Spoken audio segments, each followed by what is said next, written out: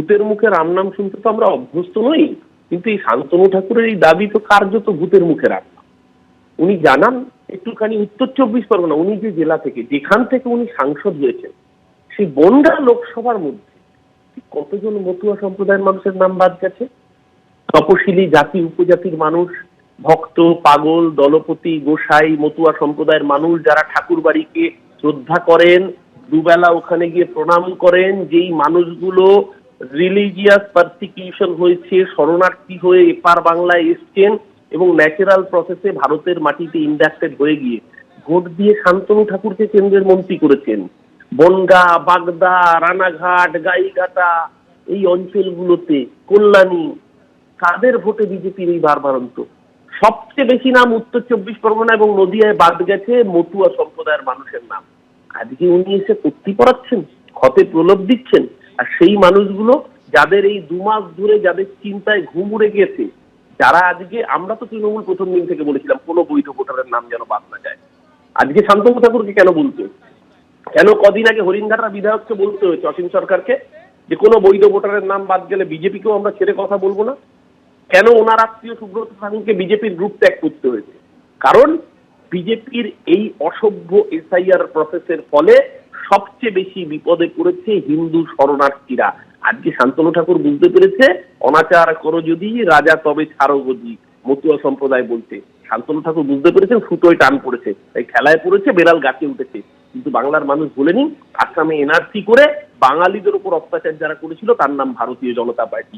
আর এখানেও এই এফআইআর কাজ করে যারা বাঙালিকে, বৈধ ভোটারকে যারা বেনাগরিক করার চক্রান্ত করছে তাদের নামও ভারতীয় জনতা পার্টি। এই নির্বাচন বুঝিয়ে দেবে মতুয়াগঞ্জ যেটা বিজেপির দুর্গ ছিল, সেই দুর্গে বিজেপির নাম ও নিশান মুছিয়ে দেবে বাংলার মতুয়া সম্প্রদায়, সাধারণ আদিবাসী, এসসি এসটি, তপশিলি জাতি উপজাতির মানুষরা, যাদের ভোটে বিজেপির এবার সেই দুর্গে ফাটল শুধু ধরা নয়, এমন অবস্থায় না হবে যে বিরোধী দল হতে গেলে যে 30টা আসন প্রয়োজন, সেই 30টা আসন পর্যন্ত বিজেপির কপালে জুটবে না। সেটা বুঝতে পেরেছে বলেই শান্তনু ঠাকুরের এই বিলম্বিত বোধোদয় কিন্তু এতে চিড়ে ফিটবে না।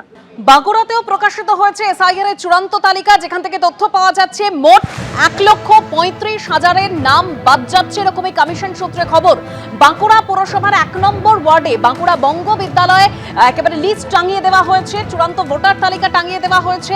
বিচারাধীন তালিকায় সেখানে পুলিশের প্রাক্তন এসআই রয়েছেন, তিনি উদ্বেগে ভুগছেন। অর্থাৎ এই যে বিচারাধীন তালিকা যেটা বলা হচ্ছে, যেটা নিষ্পত্তি এখনো বাকি রয়েছে, সেই তালিকায় বাঁকুড়ায় পুলিশের প্রাক্তন এসআই রয়েছেন।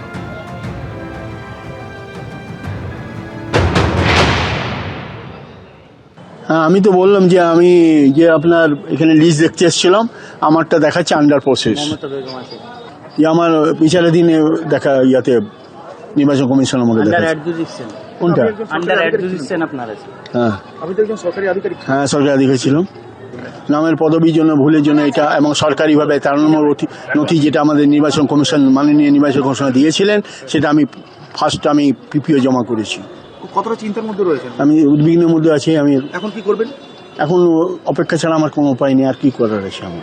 ঠিকই আছে, আমার তো নাম আছে ভোটার তালিকায়, কিন্তু এই কিছু জনের দেখতে পাচ্ছি আন্ডার অ্যাডজুডিকশন হয়ে আছে, তারা এখন একটু উদ্বিগ্নের মধ্যে রয়েছেন। অফলাইনে কিন্তু চূড়ান্ত ভোটার তালিকা মানুষজন দেখতে পাচ্ছেন, আর ইতিমধ্যেই বাঁকুড়ায় কিন্তু রীতিমতো ক্ষোভ প্রকাশ করছেন মানুষ। 1,35,000 ভোটারের নাম বাদ গিয়েছে। কিন্তু অবশ্যই কলকাতার খবরে নজর রাখবো, কারণ ভবানীপুর বিধানসভা কেন্দ্র মুখ্যমন্ত্রীর কেন্দ্র, এবং সেখান থেকে এবারে অর্থাৎ চূড়ান্ত ভোটার তালিকায় 2,234 জনের নাম বাদ গিয়েছে। আর এর আগে অর্থাৎ খসড়া যে ভোটার তালিকা, সেখানে বাদ গিয়েছিল 44,787 জনের নাম। আর এই নিয়ে এখনো পর্যন্ত টোটাল যদি দেখেন তাহলে 47,111 জন ভোটারের নাম ভবানীপুর বিধানসভা কেন্দ্রে বাদ গেল। আর তারই মধ্যে আন্ডার অ্যাডজুডিকেশন এখনো কিন্তু রয়েছে আরো 14,154 ভোটারের নাম।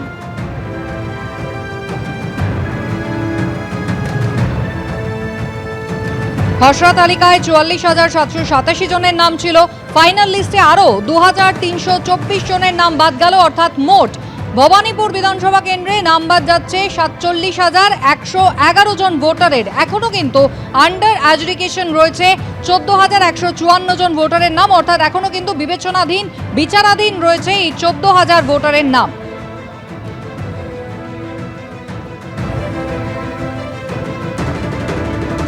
ইতিমধ্যেই আপনারা জানেন খসড়া তালিকায় পশ্চিমবঙ্গে 58 লক্ষের নাম আগেই বাদ গিয়েছিল, আর নতুন করে জানা যাচ্ছে নির্বাচন কমিশন সূত্রে খবর আরো 7 লক্ষ নাম বাদ যাচ্ছে, অর্থাৎ সংখ্যা কিন্তু বেড়ে দাঁড়াচ্ছে 65 লক্ষেরও বেশি। আর কিছুক্ষণের অপেক্ষা, বিকেল 4টে সিইও দপ্তরের সাংবাদিক বৈঠক হবে। অর্থাৎ যেরকম আপনাদের সামনে তথ্য তুলে ধরছি কোথায় কত নাম বাদ যাচ্ছে, একবার আন্ডার এডুকেশন যে তথ্য সামনে আসছে, অর্থাৎ 3টে ক্যাটাগরিতে এই লিস্ট বেরোচ্ছে, অ্যাপ্রুভড, ডিলিটেড এবং আন্ডার এডুকেশন। সেখানে ভবানীপুর কেন্দ্রের তথ্যটা রাখবো আপনাদের সামনে, যেখানে 14,154 জনের নাম আন্ডার এডুকেশনের মধ্যে রয়েছে। আন্ডার এডুকেশনের মধ্যে কলকাতা বন্দরের সংখ্যাটা হচ্ছে 32,378, রাসবিহারীর ক্ষেত্রে যেটা 8,157, আর বালিগঞ্জের ক্ষেত্রে 23,968। মুখ্যমন্ত্রীর কেন্দ্র ভবানীপুরে এখনো পর্যন্ত যা তথ্য, যে নাম বাদ যাচ্ছে 47,111 জন ভোটারের। ফাইনাল লিস্টে আজকে যে লিস্ট বেরিয়েছে সেখানে 2,324 জনের নাম বাদ যাচ্ছে। খসড়া তালিকায় নাম বাদ গিয়েছিল 44,787 জনের, অর্থাৎ এখনো পর্যন্ত সংখ্যাটা হলো 47,111।